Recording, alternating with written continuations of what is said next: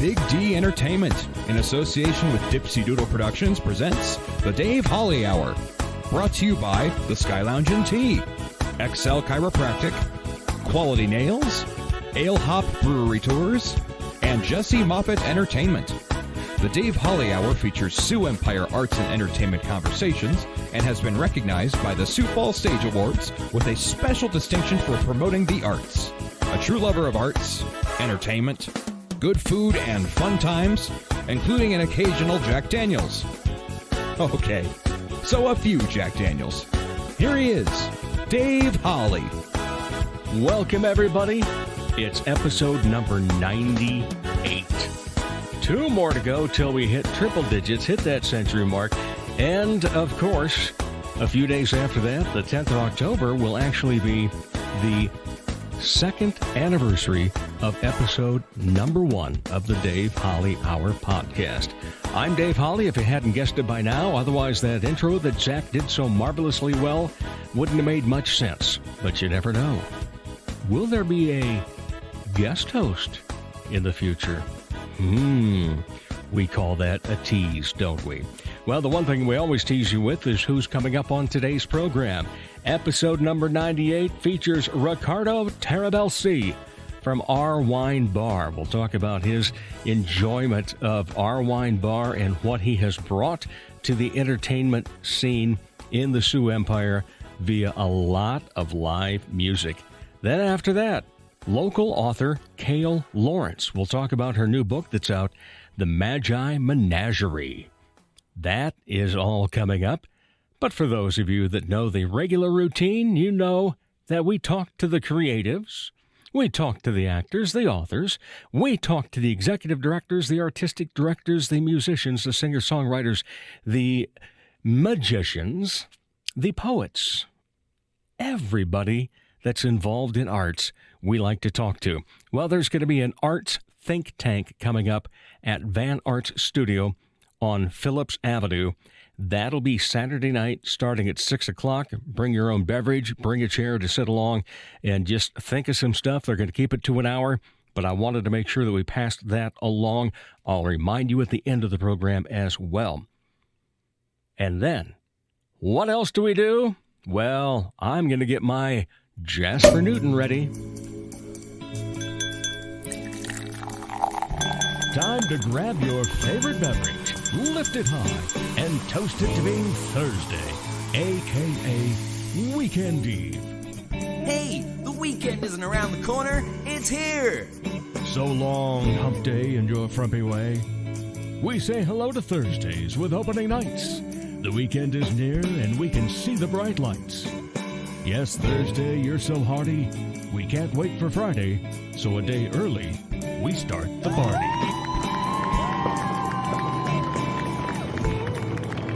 All right, here's something we need to toast that we don't toast often enough. Just good people that do favors and do nice things for you.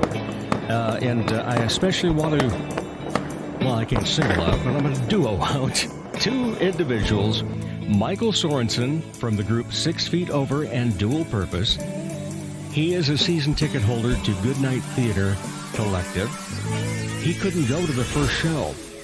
We had bought tickets, but Michael still had additional 2 tickets, so he gave those to us so we could take a couple of friends. It was a wonderful show, and then Michael even did get to go the following night then, so just a great, generous offer from Michael Sorensen. The other, while I was at Goodnight Theater Collective's show, The Rewind Cabaret, I see Jason Fitzer, who works at the Washington Pavilion. He's been on this program before to talk about his photography, a great photographer. Well, if you've noticed on my website, davehollyhour.com, I've had a picture that I took of the Ark and put my logo along with it up on the header. You know, what they call the, some will call it the mast, others will call it the header or the big banner and so forth. Well, he has lots of pictures of the Ark of Dreams in downtown Sioux Falls, night pictures when it's all lit up and so forth. And so I asked him if I could use one because I was redoing the website. And he said, sure, no problem. So he gave me permission for that. And what was really cool with all the different ones he has, my logo colors are purple and orange. He had one where the ark was lit up purple and orange, and it reflected down into the river as well. And I could put that oval logo of mine right smack dab in the middle. So, again, thank you to Generosity for my friends Michael Sorensen and Jason Fitzer. I appreciate both of you guys. And you get the toast. The Weekend Eve Toast has been brought to you by Ale Hop Brewery Tours. No matter what brewery in Sioux Falls is your favorite, Ale Hop Brewery Tours lets you and your friends choose any or all of the 8 local breweries. Best part, they take care of the driving in a very cool van that sits up to 6. Book your private tours online at alehopbrewerytours.com. If you're already out and about on a weekend, hop on one of their public tours. For more info on the public tours, call 605-777-2183. That is 605-777-2183. Take it from some others that have gone. I would recommend this tour to anyone, beer lover or not. Thanks for the great experience. Ale Hop Brewery Tours, where micro fans meet micro brews. And what else do we like to do as we lead into our great conversations coming up? We want to pass along this honorable mention. So what was it in the past week that made old Davy Boy here smile, guffaw, chuckle, slap the knee silly, whatever you want to say? Well, it's a little bit personal this time because it was partly me. I want to give it out, the shout-out for honorable mention this week to the new cast of Gunsmoke. You're saying, what? Are they remaking it? No. There were some of us that got called on to provide a little sketch comedy, more like basically 99% improv from us, for a gentleman who was an outgoing, I believe, or at least, he was overseeing the Odd Fellows. And so at their evening meal, we got to provide some surprise entertainment. He's a huge lover of Gunsmoke, so 5 of us became the new cast of Gunsmoke. I played Doc. Ryan Fossum, who has been on the program before, played Matt Dillon, the Marshal. Festus was played by our very own Zach Dresch. And then we had Miss Kitty, played by Angie Muntz, who I've acted with several times, and I've also acted with Lisa Anderson several times, and she was an additional saloon girl. She's the one that set it up, and it was just a fun time getting back together, using some of the old improv chops a little bit. Had a blast. And I won't tell everybody what Angie did with her money. All right.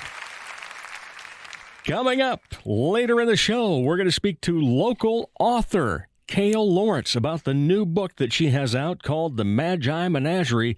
But up next, another generous person, a man that's been very good to the arts in the Sioux Empire, Riccardo Tarabelsi.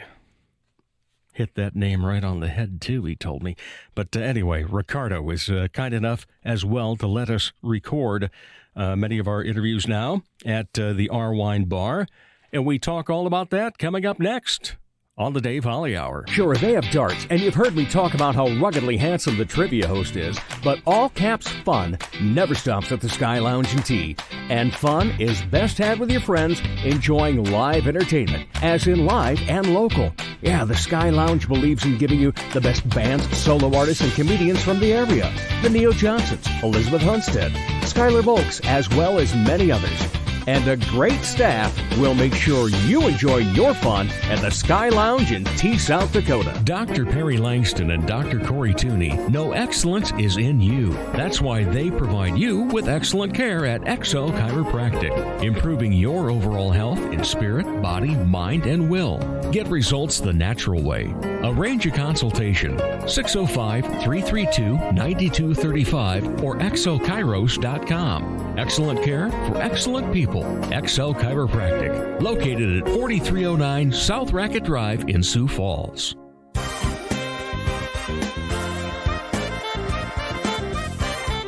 He's just the eyeballs. Once again, Dave Holey. Welcome back, everybody. Always a pleasure to be with you on a Thursday, or as we like to call it, Weekend Eve, as we get ready for so many fun things happening in and around Sioux Falls, the greater Sioux Falls metro area, which we affectionately call the Sioux Empire, and all the arts and entertainment. And it's not just about the people that are performing. It's about the people that help make it possible for people to be performing. Riccardo Tarabelsi, how are you? How'd I do on that last name? Fantastic. I'm impressed, actually. Thank you. Most people add a K for some reason. Tarabelski? Oh, really? I'm like, that would yeah, kind of no. take away from the Italian, wouldn't it? Exactly. Yeah. Yeah. I would think that would be another region of Europe that we'd be talking about then. Yeah, fun fact, Tarabelsi is actually not Italian. Oh, no My first kidding. name, Riccardo, with two C's, that's the Italian version Right. of Riccardo, is Italian for sure. But Tarabelsi is actually Lebanese. Lebanese. I'll be danged. My dad's from Syria, moved to Italy, met my mom, had me, and then we moved to the States. Well, and what did you bring to the States but great wine and great atmosphere, along with a whole bunch of music here at our wine bar? Yeah, it never, maybe you're going to get to this, but it was never my intention to become known for live music. It was kind of almost like not a whim, but I knew I knew the space was special, with all the exposed quartzite and the beams, and, the building was built in 1900. It's a lot of history. And so I called my good friend, Jim Spears, who I've worked with before in hiring jazz bands and putting together ensembles and whatnot. And I said, Jim, I'm going to open a wine bar in this really cool building, and I need your opinion. Do you think we should do live music here? What's your opinion? So of course he came down and checked out the space and was like, "Are you kidding? This is perfect." And I said, "Right, let's book a jazz band." And just feet from where he works too. Yes. Yeah. So it's pretty easy to get him over here. Helps. Yeah. But what's been amazing is the fact that, first of all, you've been a very good supporter of a great group in town, Sioux Falls Jazz and Blues Society. And to see so much jazz in here by itself amongst all the other live music that you do has just been great, because, that's there aren't a lot of people that go jazz, but we love it when we've got a jazz place to go to. Yeah. When we first started doing it, so the first show was November of 2018, and that was on a Thursday, and we have booked a jazz band every Thursday since. So we're coming up on our 3-year Amazing. anniversary. That's great. I mean, we've had jazz during blizzards. I remember hiring Jim McKinney. He lives in Brookings. That's right. There was a big winter storm coming in January or February, whenever it was, and so he called and he's like, "I can't make it. I'm snowed in." And so I called Jim Spears. He's my go-to guy. I'm like, "Oh man, Jim can't make it." I said, "But I think we're going to be open. It's a winter storm, but it's not like it's 6 feet of snow. So it's we're South Dakota, right? We're used to it. We're going to open." And he goes, "Well, let's put something together." So we put together a trio. It was one of the best attended shows we've ever had. And then I started booking those 3 guys because they really hadn't played here before. And I love discovering new people. And that's, I don't know, I get approached a lot about, "No, can you hire me or hire this guy or whatever?" And yeah, we try to give as many people a chance as possible, just because that's how we discover the next Jim Spears or the next Emmanuel Michael or whoever, The right? kid could play. Oh my gosh. But we're honored that he's graced our halls, so to speak, with his skills. Yeah, this is a running joke, because when he was in high school, I kept joking with him. I'm like, "Hey, don't forget where you got your start, because this kid's going to headline places." Oh, no doubt. And he's so humble. Yeah. He's asking, Incredible. "Can I bust like plates and glasses You're for kidding you me. after the show?" I'm like, "No, take it easy. Sit. Can I help you with your equipment?" Yeah. It's me asking him. No, he's a great kid. So we try to discover new bands all the time, but then again, it's hard to not book our favorites. So I shouldn't say our favorites. It's our guests. I mean, that's how I do the wine list. That's how I do our food menu. It's all about the guest, what they want. And so of course, there's some familiar names that play here pretty regularly, and and they draw a great crowd. Well, not only because of that, but because they're in 85 groups too. Yeah, there's a lot of There's a lot of different trios. a lot of combinations. A lot of combos, which is great. It's so much fun. And that's one of the fun parts about jazz being the improv portion of music, and also a good American music genre. Actually, people tend to forget that, Right. and so that's why I love seeing it around so much, and I'm so thankful that you brought it here. But it's not the only thing you brought here, man. You've expanded. Yeah, you've got 3 years in the books basically on Thursday nights. But you've added other things as well. We did after I kind of realized, wow, this live jazz thing every Thursday is kind of working out. Like that's a draw. Like it's just another thing that enhances our ambiance and the experience. We're all about the experience here at our wine bar and kitchen.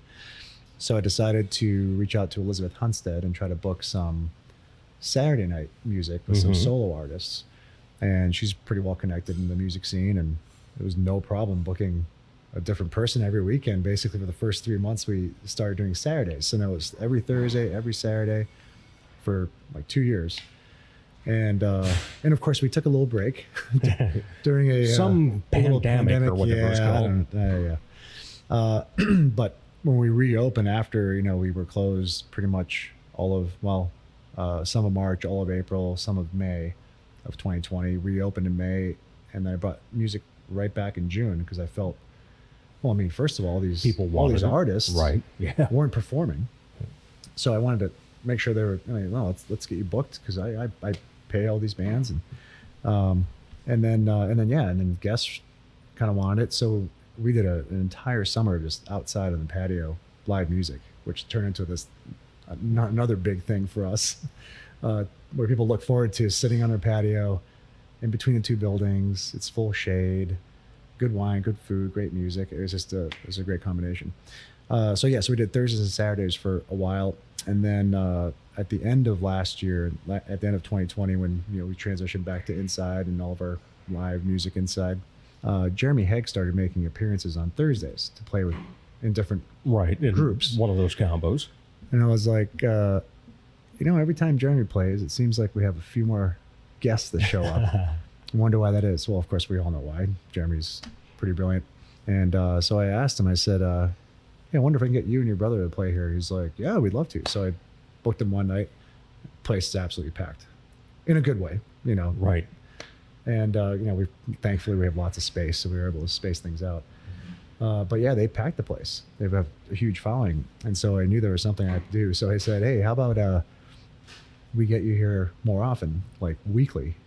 And I remember talking to specifically John Hegg. I said, what's your calendar like? Like it would make sense to put you in on Fridays because right now, currently I have Thursday and Saturday. And so why not put it right in between? And I said, can I book you every Friday in 2021 for the whole year? And he goes, well, let me check my calendar. Yes. And they, because they're no different. They're not immune to the pandemic, and they took a hit. A lot of events canceled and weddings, whatever else, they booked so much. I think it's starting to come back for them specifically as well. But it's been great to be able to tell people, join us on Friday, or for that matter, any Friday, and you'll have the Hegg brothers playing live here at our wine bar. It's been great, and they've loved promoting the fact that they're basically have a residency at the our wine bar and kitchen on Fridays. Yeah. We have 3 nights in a row of just phenomenal music, and it's funny you say it's Thursday, which is weekend eve. For us, it's the start of the weekend. Indeed, you Thursday probably nights, personify that more than any other business in town. Yeah. And then we do have a couple of their special events. Most Tuesdays, I would love to say every Tuesday, but there's some schedule conflicts. But Jeff Gunderson, very well-known guitar player here in town, plays at 7:30 on Tuesday nights. And really just this kind of background music, and it complements. We do a free wine tasting every Tuesday, so it's a great compliment. And again, it's another night of live music. And then Wednesday is a great day. The first Wednesday of the month. Yeah. That's our jazz jam night, and basically it's a open mic for musicians, and it's unbelievable how many people show up with, a trombone case in hand, or a saxophone, or a trumpet, or we've had electric violin, we've had clarinet, we've had just voice, People show up with their sticks. They jump on the drum kit. So basically, we hire a rhythm section. So a drummer, typically led by Dan Heyer, and then usually John Kelly on keyboard and Ruben or another bassist on bass. And Yeah, even Ruben had his own trio one night. yeah, Yeah, I saw him for 3 times in a row before it was the Ruben Rodriguez trio. yeah. Ruben, we've had, and what's cool is who shows up, because you wonder, like, who's going to show up? Well, it's not just aspiring musicians, but you get high school kids. We've had a Gorman jazz combo. Basically, all 5 or 6 of them show up together, and they go up and they just take over the stage, which is awesome. We've had college kids, again, similar things, the Augie jazz band and kind of parts and components of it. And then they all overlap, and you get a guitarist from Brandon and a guitarist from wherever, and they all play together. So it's it's a cool opportunity for especially younger musicians to be able to play with seasoned pros, and area band directors show up and play. I mean, it's a really cool, completely improvised night. Right. And the great thing about this community when it comes to arts and entertainment is it's not competitive. Right. It's a collaborative affair that's going on. And it's growing so much. I grew up in the area down in Rock Rapids, and Sioux Falls was the big place to come on your first date, that type of thing. Oh, yeah. But it was mostly going to movie theaters, occasionally going out to eat. And then just over this past decade, really, it's been such a boom, and it's been so fun to watch. And of course, we've got the sculpture walk, and we've got so many things going on. There's more places for people to play. There's more places for people to display their art. And thank you for what you've done. And you said, it really wasn't your intent to be known as a jazz bar so much, more that you were bringing, good wine and good food to the place. And, that's another aspect we can really talk about, too, is the fact that, the culinary arts are just that as well. Arts. Right. Yeah. Yeah, you got that right. And Well, you've so is got some- winemaking. Yeah. And you're putting craft on, beer. you're putting on something all the time, and you've got yourself, some great staff members that help out down here, and it's such a great place to come to. But so, what do you look for when it comes to making a presentation besides providing music here? Like I said, we want it to be an experiential. Even something as simple as when we bring you the check at the end of your meal, we bring you a cork. True. Yeah. And we say, here's a cork. And a lot of people look at us confused, like, why are you giving me a cork? We just opened a bottle of wine. We have a cork, or we just had 2 glasses of wine. What's with the cork? And then we ask very nicely hey, you sign the cork, just, put a drawing. You can put basically decorate it any way you want, and put it in our cork wall. And so before you leave, you drop it in. There's a little hole in the glass in the front, and you drop it in, and you join these thousands of other corks that. It's just a way for people to kind of leave behind their mark on they've been here and they're part of our history. And we have filled it up twice so far, and since we've been open almost 3 years, and we're probably a quarter of the way there already. And don't you usually have some promotions go along with that too? Yeah. When it's full, we take a picture of it, and we have people kind of guess how many corks are in the cork wall contest. And if you're really taking notes, the last 2 times it's been around 6,000. So that's usually a good guess. Yeah. And then we kind of at random we pick corks out, like and then of course most people put their name and number or an email. Right. We take a picture of it, put it on social media. Hey, so and so, you won. And I usually pick a dozen of those and give away some bottles of wine. Yeah. And you are a great marketer, and besides that, one of the best things I ever saw was the $5 off pen that you gave away earlier this year. I loved that. I forgot about that. Well, especially because the best dessert in town, in my opinion, the lemonade cake. Oh, yeah. Okay. And it just happens to be $5. There you go. So I brought my pen in, and I got Free myself dessert. a free dessert. But Nice. I always will pay for that anyway, because first of all, it's incredible. Second of all, it's also one of the best prices that you could find on dessert. Mm-hmm. And it's just incredible what you have to offer from the beginning to the end. Like you said, the fun stuff with the cork, putting your name on there, putting it in the wall, maybe guessing, a few months later as to how many are in there. So fun times are always here. Now, what did you get into first, wine or food? Wow. No one's ever asked me that. That's a good question. See, I get one good question per interview. That's really good. I think. Wow, I'm trying to think of how far back I should go because. Well, you're only 29, so it could be that far. Well, yeah, a couple decades ago, when we first moved to the States, my grandmother actually moved with us. So my mom's mom. So imagine having a little Italian grandmother who didn't speak any English. The only English she learned was from watching soap operas during the day. So you can imagine what she knew how to say. And then, because my grandmother and my mom were in the house, it was just, I was surrounded by cooking all day, 24 hours a day. There was always something simmering or something in the oven or something, cooking up a storm. So I was around really good food growing up, but it was also around, bottle of Chianti at the dinner table every night. So yeah, I think food first, but then the passion really started, when we moved to Sioux Falls 22 years ago.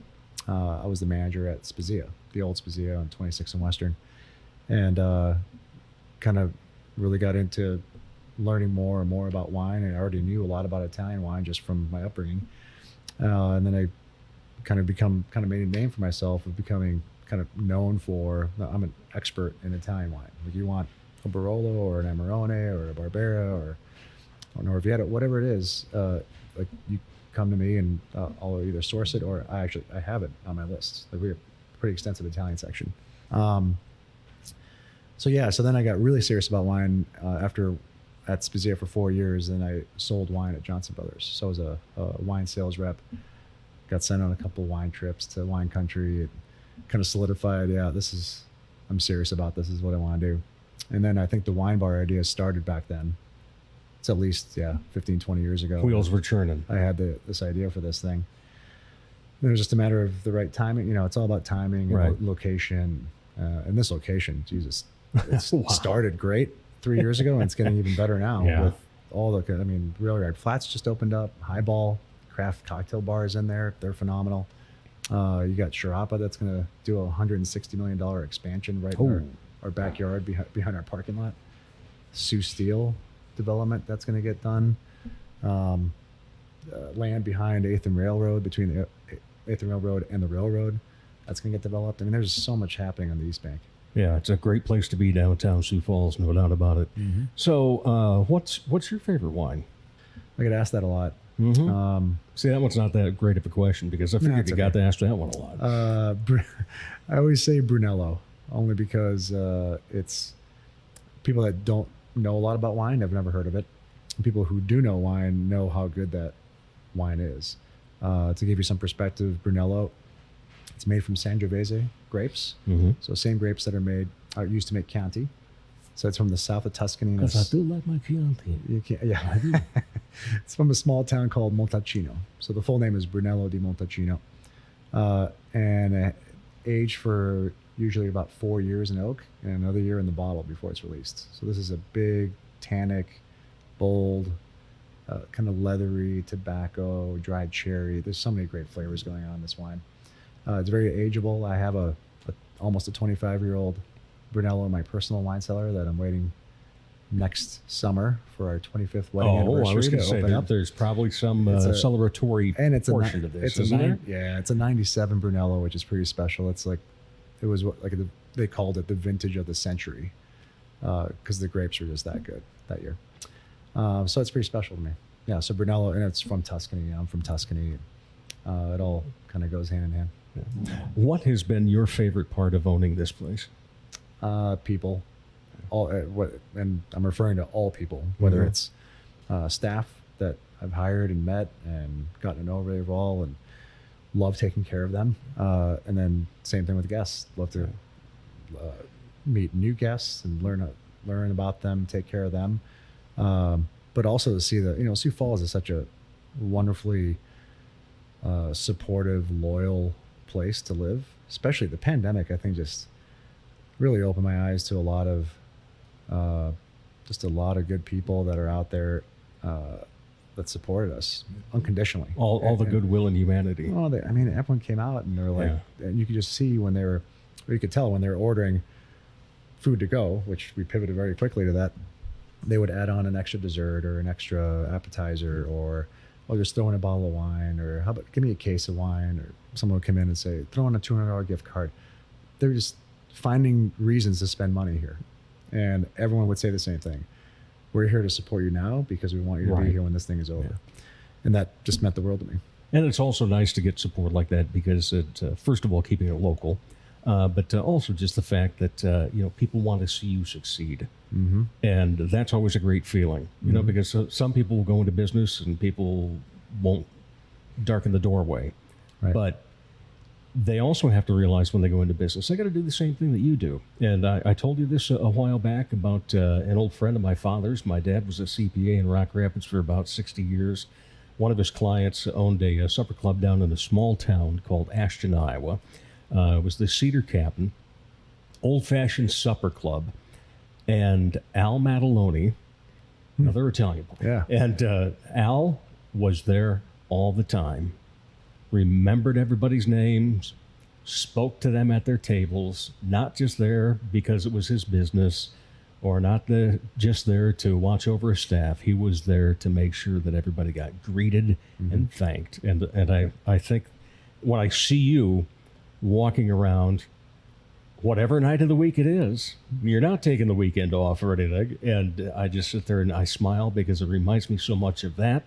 And it's just, one of those things that I love about, a good local business that cares, like you said, about the people and so forth. It's very nice. It's very kind of you. Thank you. And thank you as well for allowing us to have some places now to do some of our recordings for our podcast. Of course. And it's been phenomenal to get to know you a little bit and stop by and take in so much of the jazz and some of the other live music. And my gosh, I even think Santa Claus sang once last year. We had there was an appearance, and I believe appearance of Santa Claus. I believe he's making another appearance. An encore. Yes. Okay. Well, that's good. Let's go. Well, you're here so often that I doubt you get a lot of time to be out and about.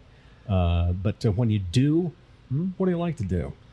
About a month and a half ago, my wife and I took our oldest son and his roommate to Napa Valley. It was just nice to get away it was just, it was a quick, 3.5 days, but we did a lot of wine tasting, which was kind of the purpose. And obviously I don't get away to Napa that often, but if I can and have the time, I just love Napa. But if I'm here in town, we're usually hanging out with our kids. We have 2 in college and one graduating from high school this year. So pretty soon it will be, everyone says, "Oh, you ready for an empty nest?" And I'm like, it's not really that empty. Like our middle son is going to USF, so he's around all the time. Right. Our other son's at SDSU, and he runs back home, as frequently as he wants, or, and we see him quite a bit as well. So it's nice to have both kids at least choose colleges here with, close. And I think my youngest is looking at Dakota State, Madison. So might have all 3 here. That would be great. Yeah. And La Familia. La Familia. Yeah. All right. Riccardo, thank you so much. Appreciate it. Thank you. It's been great. And I have the feeling we'll be seeing you probably later this week. That's probably a good bet. All righty. Take care. Appreciate it. We'll be back with more of the Dave Holly Hour in just a moment. Hi, my name is Jesse Moffitt, and I'm not a piano player. I'm a comic magician and hypnotist. I've been performing for over 20 years. I've performed at many events, corporate events, holiday parties, post-prom parties, graduation parties, state and county fairs, festivals, just about anything you can imagine. The funniest thing about the Magic Act is that I use a ton of audience participation, and that can make things really interesting. Put it down the front of your shirt. Stop being so, my hand won't follow. The best thing about the hypnosis show is that the volunteers and their imaginations really make it a blast. Holy crap, dude, did you see what you just did? You could do that possibly to girls. For booking information, go to Jesse Moffitt Entertainment on Facebook. That's JESSEMOFFITT. Or call 605-929-0964.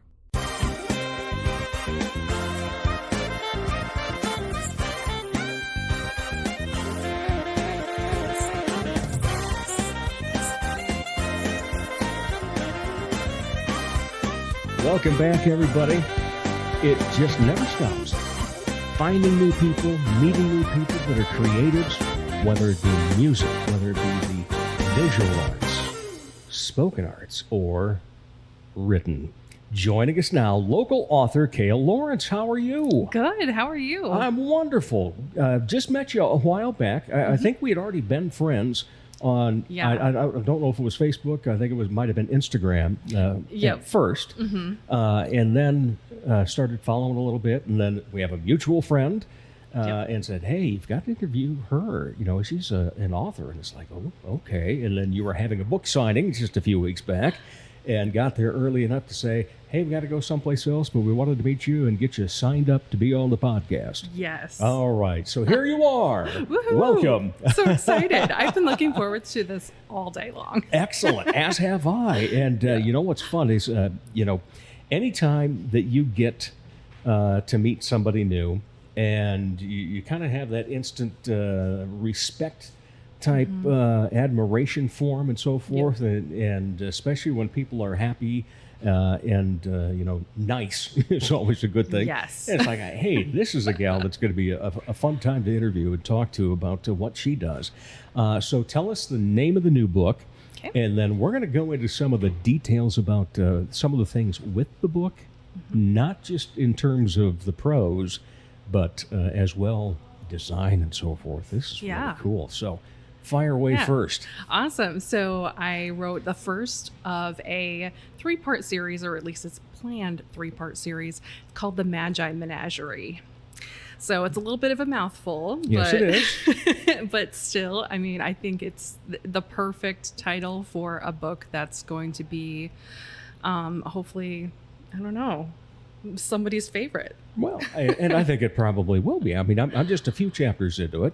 Didn't have a lot of time over the weekend to read like I wanted because when we were at your book signing, you had paperback and then you had some hardcovers showing off what it looked like, including the one that you take the actual paper cover off and the hardcover itself is beautiful. Yeah. So anyone who ordered a first edition copy from Amazon, from Target, even Barnes & Noble, I think carries it. They have a different version for them.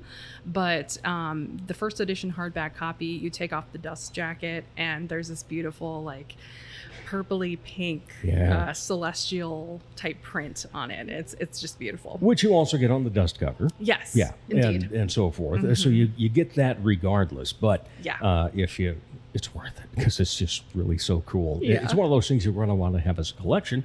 And by the time it's all said and done, if it, as you were planning, goes all 3, that's going to be great. So I'm always interested in titles. Yeah. Because you self-publish, for one thing, correct? Yep. So you could decide the title. I did. It didn't have to be left up to an editor or a publisher. Yes. What made you think Magi Menagerie? Well, I actually had this random thought one day, and the title came to me first. So before I even knew the story, before I even knew my characters, the title just jumped into my head. And I've always been interested in the Magi, the 3 wise men from the Bible. And I knew that I wanted to write a story based on the Magi as a secret society almost. So I knew that I wanted to say Magi in the title, and I just was throwing around some ideas in my head. And I really liked the word menagerie, especially because I wanted this to be representative of a very diverse group of people. And I just thought that it was so fitting. So give us a hint without giving away the book as to what this story entails. Yeah, so this story is told in the perspective of 3 different individuals, all at different points in their life. So one of them is an immigrant who's 17 years old. He's from Turkey. Or in 1906, it was the Ottoman Empire. So he's the first perspective, and he's relocating with his family, but then a horrific accident happens, and he's kind of thrust into this world that he has, no idea about. First of all, he's not familiar with Ireland, and that's where they were relocating. So it's really about him finding out who he is, but then also stumbling on the secret society of the Third Order of the Magi, which is the focal point of the whole book. All right. And you said that this is really a 3-part? Yep. We're having a trilogy. Yeah. Okay. Yeah. We're looking forward to it. All right. So you mentioned the Ottoman Empire and so forth. What type of research did you do, or did you have a knowledge of things already that you wanted to incorporate? And then from there, dig even deeper. Yeah. It was really much a journey as I was writing. So I did a little bit of research. Originally, when I was writing, I was calling Istanbul, I was calling Constantinople Istanbul. Yeah. And then I researched it and I was like, oh, it didn't become Istanbul until later. So I had to kind of backtrack a little bit and just learn more about how the world was in 1906. And as I would write, I would find myself going over to Google and saying, hey, did this exist in 1906? Because I wanted to, even though it's a fantasy, I really wanted to ground it in some sort of reality so that it seems like it could have happened in 1906. So a history lesson came along with this. Yeah. And it many. does for the reader then too. That's the nice thing. But what about the writing process? You've done the research, Yep. and you've already had the idea of what you want the book to be about. How do you put the two together? It's a challenge. I kept this notebook of notes based on my research. I would kind of compile all of these URLs of different sources that I found were very fascinating, or they were very helpful in just everything that I had to research. But really, I did find myself not necessarily just doing research or just plotting. It almost happened in real time with each other. And then, based on some of the things that I did research and find out, it kind of spurred this other idea, and I just kind of took it, and yeah, it was a journey. Did you hit that part that I understand a lot of writers will do, where they're writing because they've got their idea, and then all of a sudden the character takes over, and you got to go a different direction than what you thought? Yes. What's that like? Oh my gosh, it's almost like I'm watching this stage production in my head, and I'm just writing down what's happening. It's almost like they take control.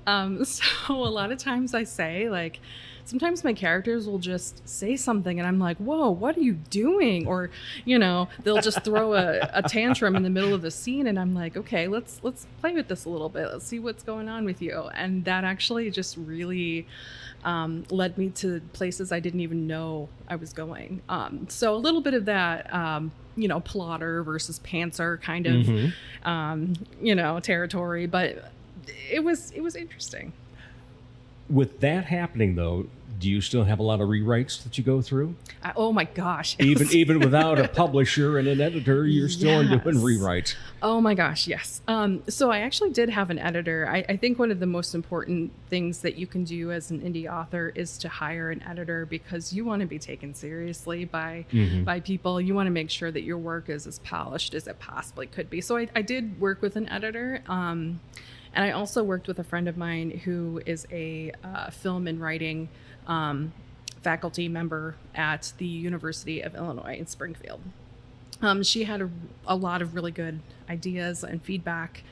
And that was, the first step of editing. So she looked over the first draft, but I actually rewrote the story 6 times. Wow. Yeah. The whole story? Kind of. It kept the same structure, but I rewrote a lot of sections, especially in drafts 3 to 4. It changed the most. So how much of draft 1 is in the final draft? The first chapter is actually very, very similar. Okay. It kept its thumbprint, if you will, throughout all the drafts. There was only just a very minor change at the beginning, like the opening. But other than that, it stayed almost exactly the same, which I think is beautiful. What was time frame from, first of all, are you a typist, or do you actually scribble a little to begin with? Sometimes when I'm in the idea process, I'll jot stuff down in a notebook, but I type everything out. Okay, but from point A to point Z. What was our time frame? About 2 years. Wow. Yeah. So I was dedicated to this project for a long time, especially over, when everyone was locked down for COVID. This really kept me grounded and focused and happy. Well, it's your passion. Yeah. Yeah. Oh, yeah, absolutely. All right. So what type of people do you read then? Kind of a smattering of different people. So, this sounds kind of weird, but usually when I'm writing a project, I stop reading altogether. Like I want something that I'm writing to be very authentic to me and not just subconsciously copy what other people have done. So I just started reading again, but I would say, in my past, I really loved reading Garth Nix's Keys to the Kingdom series. It's a fantasy for kids. I love Lemony Snicket and his dark humor. I love, of course, J.K. Rowling, C.S. Lewis, Tolkien, all the classics. Oh, yeah. Yeah, they gotta get them in. Yeah, well, they formed the foundation of my love for fantasy. So, Right, yeah. All right, so when you sit down and write, are you I must write X amount of pages person, or do you go one night, oh, I really don't want to, but I'm gonna, and what produces the best writing? At first, I would force myself to try to get in 1,000 words, 2,000 words. But then I realized that forcing yourself really just results in writing that you're not proud of, and you're just trying to get a word count in. So after a while, I basically said, okay, I'm not going to hold myself to any word counts. I'm not going to hold myself to any page counts. I'm just going to write, and what feels comfortable is what I'm going to do. And so that's when I actually saw my really good writing come out. And I mean, some days you don't write, even though you really want to. You're just like, I'm not feeling it, and it's just not going to be good even if you try. So I did have some of those days as well. Well, I can imagine. I would think everyone would go through that, but at least for you, during COVID, it was more of a spurting on for you. Yeah, that's great. Yeah. So when you sit down and you start writing, and you've got a character, what do you like to get in first about the character? Description of, in terms of a physical, or more the spirit and emotion, especially when you're writing fantasy? Yeah. So, I mean, right off the bat, I think I want to start describing who they are. But honestly, just reflecting on the Magi Menagerie, I really do start with who they are inside, their personality, their goals, their wants, their needs. That really kind of comes through first. And then I try to sprinkle in their description. I was so glad when you said Magi Menagerie, being, you thought of the title first. Because I'm one of those that I will hear a couple of words back to back and go, boy, wouldn't that be a great name for a band? Yeah. Wouldn't that be a great title for a book or a movie, and different things like that. So I'm glad that there are other people that have similar thoughts like that. Where along are you on the process of book number 2 then at this point? I am kind of done with mapping out the whole story. Okay. I actually had it all mapped out before. So when I started the first book, I knew it was going to be 3 books because I had mapped out the whole story. So I know where I'm going. But I did change some things in the last draft of the first book that really will change everything for book 2. Based off of that process we were talking about earlier, yeah.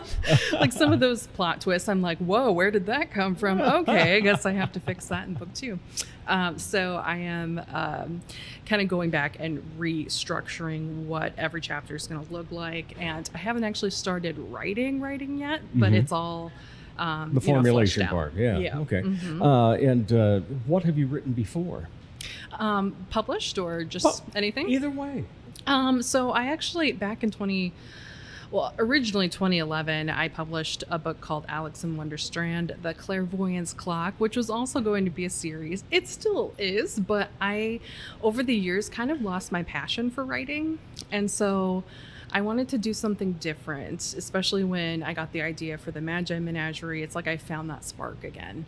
So I'm like, okay, I'm going to follow this where it goes. And then I can always go back and finish, Alex and Wonderstrand as well. But yeah, so that was published originally in 2011. A remastered edition was published in 2016. So you like to keep busy writing. I do. Now the question is, you've got, another 2 books of this planned. Yep. Do you already have some things whirring around in the brain that you're saying, "Ooh, I've got to write about this at some point too"? Yeah. Yes. I've always been intrigued with kind of more contemporary young adult fiction, but more so along the lines of horror and paranormal stories. So I'm always writing like a historical fantasy or something like, that's very steampunk or very much set in the turn of the century 1900s.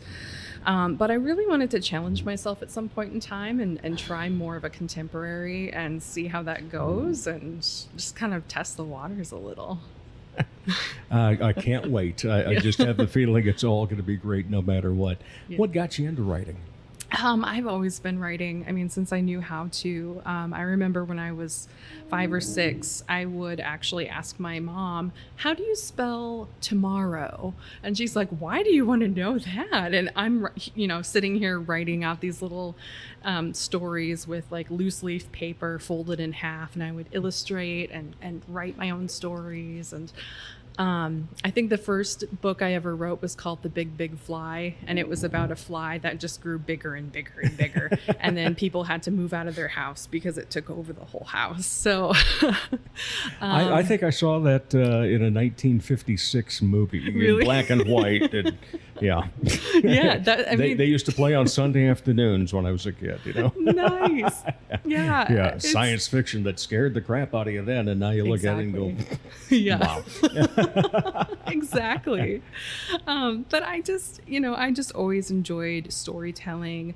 And I really didn't know that was a talent of mine until later when I was more in 10, 11, 12 in that time frame. And that's when I actually started submitting writing to writing contests and submitting writing. I don't know if anyone remembers this, but the PBS kids show Zoom, right? Back in the late 90s had like a remake, I guess, because it was originally like a 70s show or something. I don't know. But anyway, I submitted a book to them and they aired it on the show and they animated all my illustrations and it was so cool. That's incredible. So, yeah, and that was when I was 12. Okay, and you were already kind of doing that on your own? Was there anybody along the way, a teacher or anybody that gave you some mentorship and so forth? Yeah, definitely. So 2 ladies, incredible ladies, really helped me with my journey. Cheryl Monks was one of my teachers in 6th grade, I believe. And then Miss Chastine. Both of those ladies. That sounds like a name from a novel already. Yeah, she was very much this like personality. I mean, she was just, a character in herself. But she understood the mechanics of writing. Both of them did, and they really just helped me explore what writing could look like. And like I mentioned, the mechanics of it, like how do you form a quotation, what's the punctuation needed there. They would look over just my random creative stuff that wasn't even assignment based, and they would give me tips and tricks. And, I remember Miss Monks actually saying, "You really like writing, don't you?" And I said, "Of course I do. This is my life." And I think that's why she was like, "Oh, okay, you're going to be a writer someday, and I'm going to give you the tools that you need to succeed." But it's not your full-time job. Indeed. Right. I mean, I would guess you'd like it to be? Yes. Yeah, yes. okay. I love content writing. I mean, I've written a lot of stuff over the years, mostly being in the marketing industry. But I did, for a while, I was in the television broadcast industry too. So I would actually write the news a lot. So, and then I've written stuff just in marketing for various clients that have been all over, cable TV. So I always tell people, you've probably heard my writing, you just didn't know it. I would think that having, marketing background would be very beneficial for someone that is self-publishing. Yeah. Oh my gosh. Yes. That's actually one of the number one things that I tell people who are indie authors is you have to know your stuff when it comes to marketing, because marketing is just as important as your book itself. You need to know how to get out there. You need to get in front of people. You need to present your work in a way that makes it enticing and people want to read it. And yeah, it's very important. And what have the readers been saying? So far, I've gotten really good feedback. And I actually have several people who said, I was so enticed by the cover and by the blurb. Yeah. So I was like, oh, good. My marketing has done its job. Exactly. And I wanted to talk about that because, you didn't do the actual artwork, though. No. Okay. Because just the way of your presence, whoever did that certainly put your soul into it. They did. In terms of what it looks like. And it jumps off the page, literally. It does. I worked with a cover designer overseas, the company More Books Design, and they did an incredible job. They gave me like this questionnaire of like what I was looking for. So they had no idea who I was as a person. And they came back with the proposal, and I was like, holy crap, how did you know?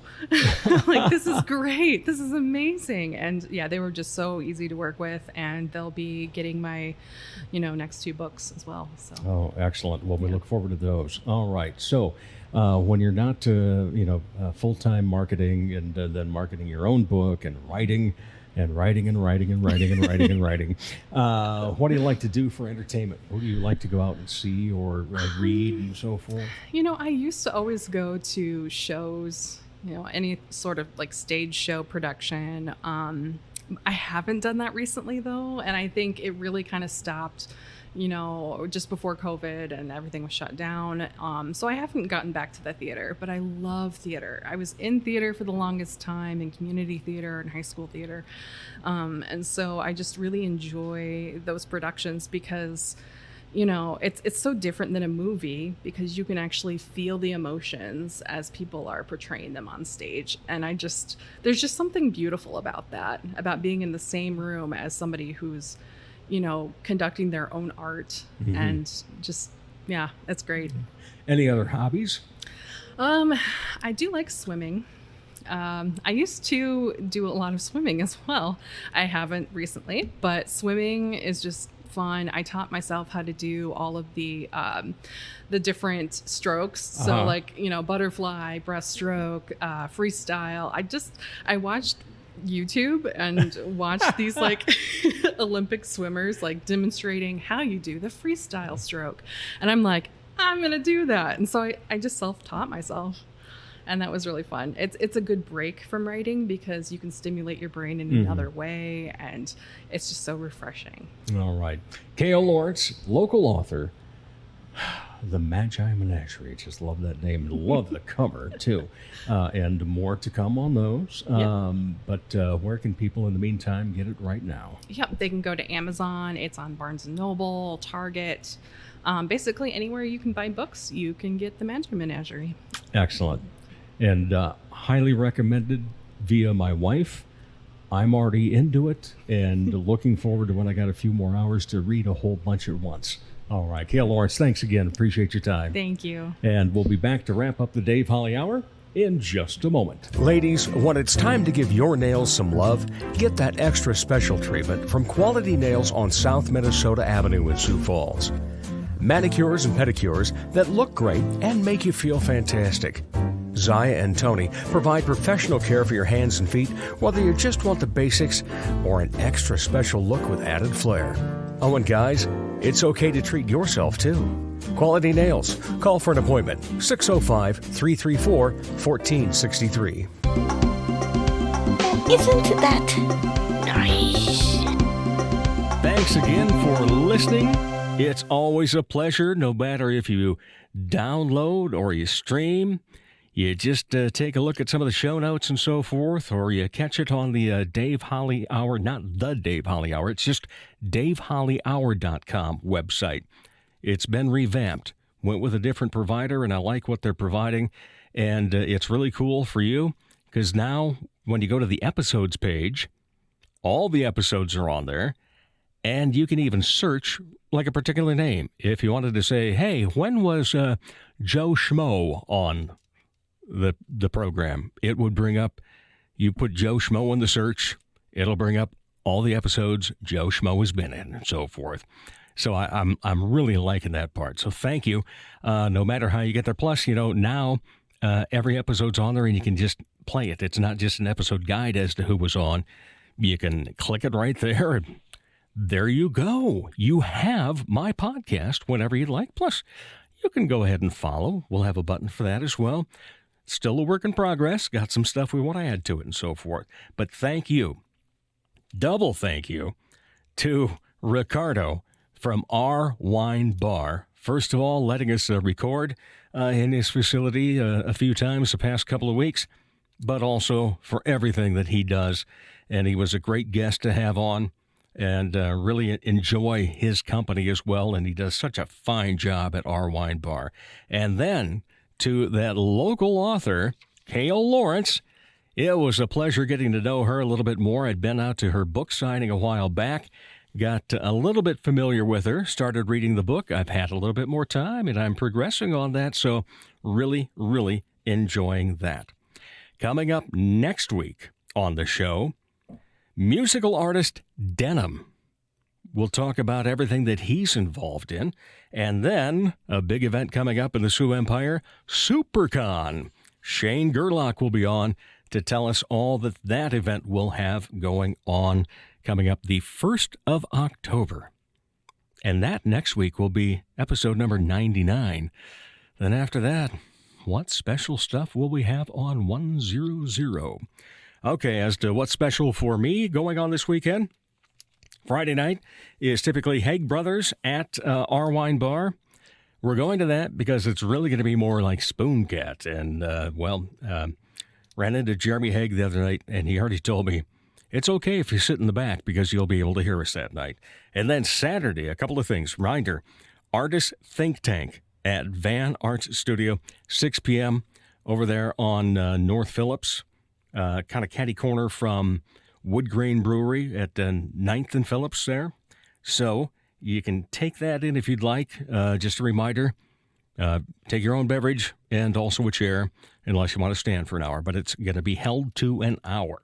They just want to get some brainstorming going and so forth. And then Saturday night after that, heading down to the Sky. No, not hosting trivia this time. But Crazy Frank, that I speak of quite often for Crazy Frank Karaoke, his Sky Lounge debut. So we're going to go down and have some fun for that. Hopefully you have fun, but make sure you stay safe as well. Thanks again. Appreciate you listening.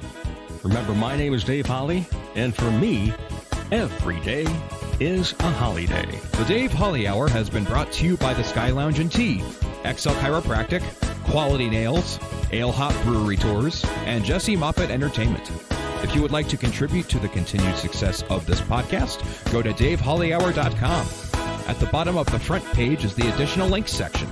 Click on the orange button, Dave Holly on Linktree. You can order merchandise, become a Dave Holly Hour VIP, and make contributions to the show. The Dave Holly Hour is produced in the Dipsy Doodle Studios by Big D Entertainment. Thanks for listening.